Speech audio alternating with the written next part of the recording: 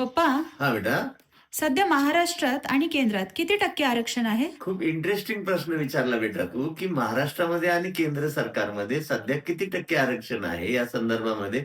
तुला मी जे आधीच्या व्हिडिओमध्ये सांगितलं होतं, की अनेक लोक असं म्हणतात, की भारतीय राज्यघटनेमध्ये 50% मर्यादा आहे किंवा इंदिरा साहनी प्रकरणाचा दाखला देतात. अगदी घटनातज्ञ आणि स्वतःला ज्येष्ठ राजकारणी म्हणवणारे लोक सुद्धा असं म्हणतात, की 50%च्या वर आरक्षण देता येत नाही आणि त्याच्यामध्ये संविधानात दुरुस्ती करायला. पण तुझ्या माहितीसाठी सांगतो बेटा, की महाराष्ट्रामध्ये सध्या 72% आरक्षण आहे आणि जातनिहाय जर तुला म्हणजे प्रवर्गनिहाय जर आरक्षण सांगायचं झालं तर तुला मी फास्ट सांगतो, की शेड्यूल कास्टमध्ये अनुसूचित जातीमध्ये 59 जाती आहेत आणि त्यांना 13% आरक्षण आहे.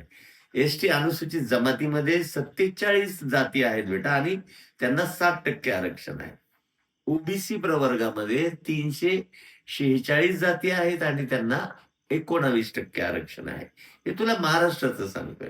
एसबीसी म्हणून एक प्रवर्ग आहे, त्याला 60 जाती आहेत आणि त्यांना 2% आरक्षण आहे.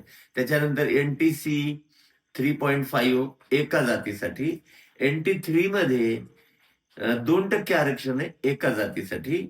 ईडब्ल्यूएस मध्ये आता केंद्र सरकारने जे आरक्षण दिलं ते 10% आणि महाराष्ट्र शासनाने आता अलीकडच्या काळामध्ये एससीबीसी अंतर्गत दिलेलं आरक्षण 10% एका जातीसाठी म्हणजे मराठा समाजासाठी हे आरक्षण दिलं होतं.